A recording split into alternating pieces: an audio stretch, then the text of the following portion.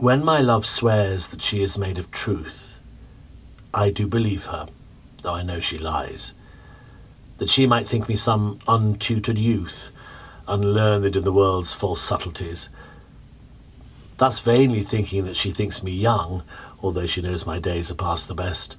Simply I credit her false-speaking tongue. On both sides thus is simple truth suppressed. But wherefore says she not she is unjust, and wherefore say not I that I am old? O love's best habit is in seeming trust, and age in love loves not to have years told.